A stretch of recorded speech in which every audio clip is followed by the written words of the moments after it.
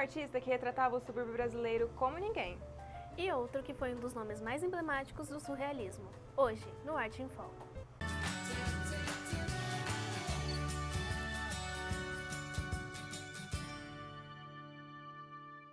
O movimento modernista de 1922 teve contribuição de grandes artistas que se tornaram nomes conhecidos Brasil afora graças a seus trabalhos artísticos.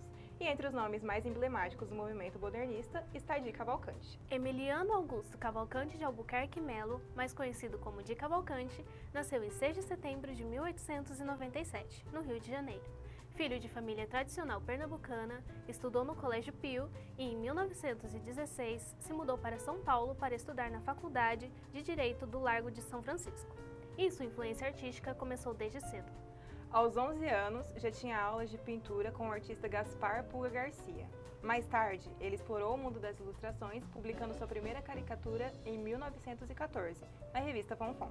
Essa ilustração ainda não trazia os traços cheios de curvas que seriam uma característica mais marcante entre as obras modernistas brasileiras, que iriam ser lançadas 8 anos mais tarde.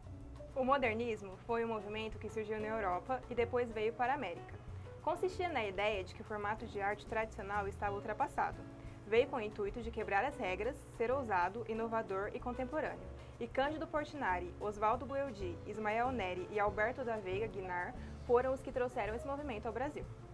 Um ano antes da Semana de Arte Moderna, Di Cavalcanti já era um artista bastante conhecido no mundo das artes e foi convidado a ilustrar o livro Balada de Cárcere de Reading, de Oscar Wilde, um dos maiores autores contemporâneos de todos os tempos.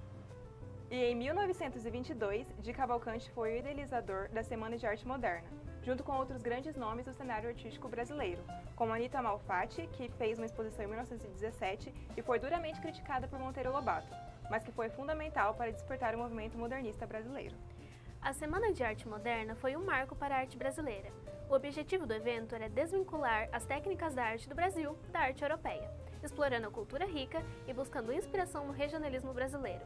Durante a semana, Di Cavalcanti criou o catálogo do evento e apresentou as 12 obras autorais. Pois é, Bianca, porém nem tudo foi perfeito. Di Cavalcanti e seus amigos artistas, como Tarsila do Amaral, Anita Malfatti e Vicente do Rego, sofreram várias críticas, já que a elite que consumia arte não estava acostumada com traços diferentes dos herdados da Europa. Após a Semana de 22, Di Cavalcanti viajou para a Europa pela primeira vez, onde conheceu artistas como Henri Matisse e Pablo Picasso.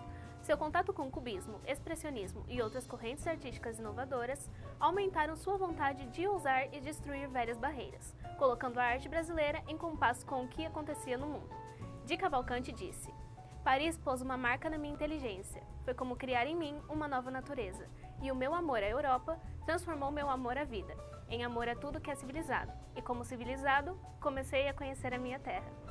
Durante seu último ano em Paris, e influenciado pela atmosfera em que estava vivendo, pintou uma de suas obras mais marcantes, Samba. Nela, 6 sambistas e 2 mulheres ao meio, com morros como paisagem, uma retratação com elementos tipicamente brasileiros. A sua ousadia estética se somou à exploração de temas ligados ao seu cotidiano, e a inclinação de Di Cavalcanti à boemia e vida noturna influenciaram sua obra. O Brasil das suas telas revelava um símbolo de uma brasilidade personificada em mulatas, mulheres sensuais, foliões e pescadores. A sensualidade é importante para a obra do pintor, e os prostíbulos eram muito suas temáticas, assim como o carnaval e a festa, como se o cotidiano fosse feito só de entretenimento. E a originalidade de uma cultura constituída por referências indígenas, europeias e africanas, de forma contraditória e única, eram transmitidas através de seus traços para suas telas. Desde as cores e formas que utilizava, até as noites cariocas, o samba e a sensualidade e beleza da mulher nas suas atividades mais cotidianas. Tudo é a expressão da cultura brasileira de sua época. O caráter político que tomou a sua obra também é marcante, principalmente devido à sua filiação ao Partido Comunista e também sua imensa preocupação em deixar registrado o Brasil real que existia. Uma das inúmeras influências do artista foi Diego Rivera e o muralismo mexicano. Influenciado pelo viés político da prática criada no México durante a Revolução Mexicana, nos anos 50, Di Cavalcanti pintou murais com traços e tons fortes, temas políticos e sociais. Di Cavalcanti foi celebrado no mundo inteiro, com exposições nos Estados Unidos, México e na Europa. Ganhou diversos prêmios e homenagens durante sua vida e trabalhou até seus últimos dias, chegando a falecer em 26 de outubro de 1976. E mesmo após mais de 40 anos de sua morte, a obra de Di Cavalcanti continua sendo uma das maiores representações do brasileiro real nas telas das pinturas. Nós vamos para um breve intervalo, mas continue com a gente. No próximo bloco, vamos falar do catalão João Miró.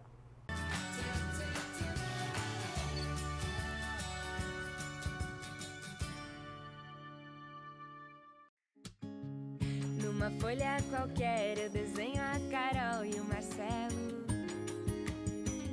E com 2 ou 3 lápis eu faço a cor do Anselmo. O rosado no rosto da Rosa cai como uma luva. E com mais 2 cores eu pinto o Lucas na chuva. Vou pintando, misturando nossas cores de norte a sul, desenhando o encontro da Alice com o Raul. É fácil fazer o Arthur sorrir e o tom de pele que eu imaginar é só colorir. Caras e cores Faber-Castell. Sua cor como você quiser.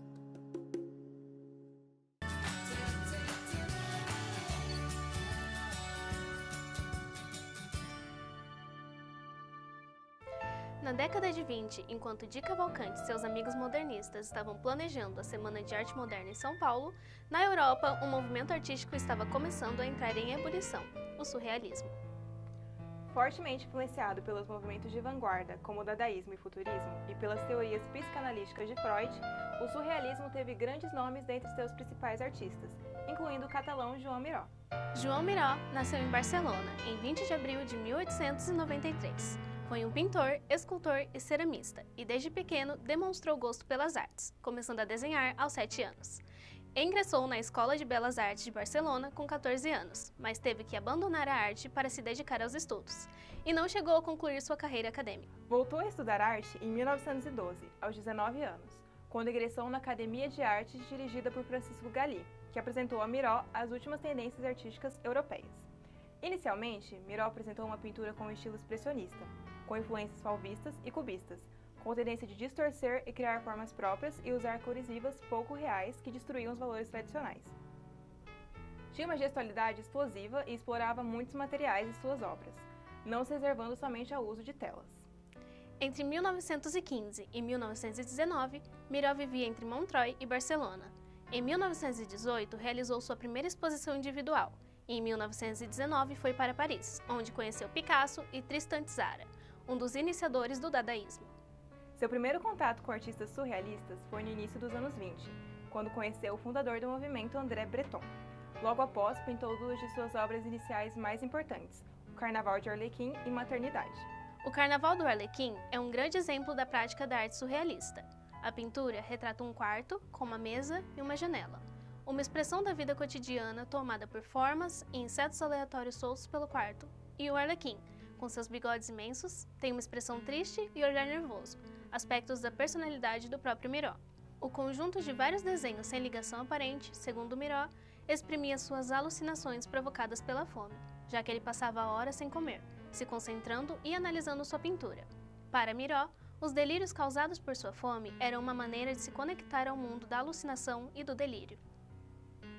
Já a Maternidade é uma retratação do corpo da mulher, e nas obras de Miró, a mulher era retratada como mãe terra, um símbolo da fecundidade. A mulher está representada em extremos de 2 eixos. Um dos eixos une a cabeça a um grande esquadro, que simboliza o ventre feminino. O outro eixo liga um seio frontal a um seio de perfil, e sobre os seios mamam uma menina e um menino. Após suas obras iniciais, em 14 de setembro de 1925, João Miró participa da primeira exposição surrealista ao lado de artistas como Pablo Picasso, Marcel Duchamp, Salvador Dalí e André Breton.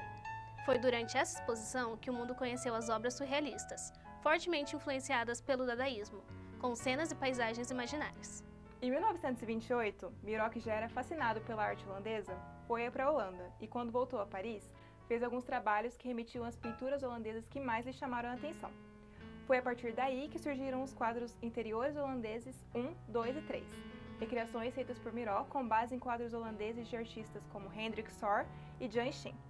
As cenas dos quadros originais foram completamente mudadas pela perspectiva de Miró, que com seu toque transformou as pinturas para o mundo mágico surrealista. Durante a década de 30, seus horizontes artísticos se ampliaram, fez cenários para balés e seus quadros passaram a ser expostos regularmente em galerias francesas e americanas.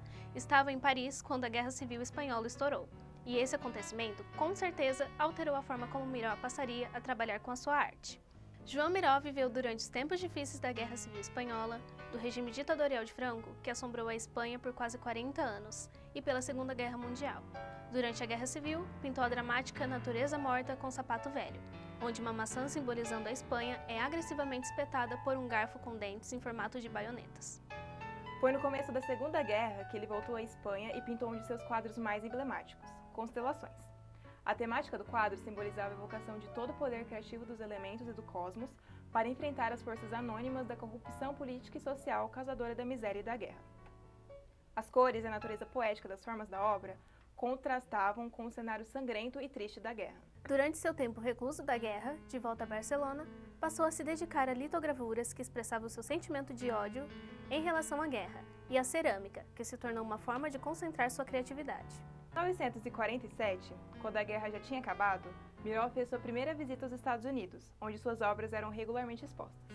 O motivo de sua viagem foi um convite feito pelo hotel Terrace Hilton, de Cincinnati, para pintar um mural no restaurante do hotel. Após sua viagem aos Estados Unidos, passou por um período muito produtivo de sucesso se dedicando mais a murais, ilustrações em livros e esculturas. Entre seus trabalhos mais memoráveis dessa época estão o mural Sol e Lua da Unesco, o mural da cafeteria do Harkness Graduate Center, da Escola de Direito de Harvard, o mural do aeroporto de Barcelona e as esculturas Relógio de Viento e La Caricia de Nassau. Até sua morte, em 25 de dezembro de 1983, trabalhou incansavelmente em seu estúdio, aprendendo técnicas e se inovando na busca pela melhor forma de realizar seu trabalho, e se dedicou à arte até quando pôde. Chegamos ao fim de mais um programa. O Arte em Foco é um projeto realizado pelos acadêmicos de jornalismo e publicidade e propaganda da Faculdade Maringá. E você verá histórias sobre a vida e obra de outros artistas nos próximos programas. Até mais!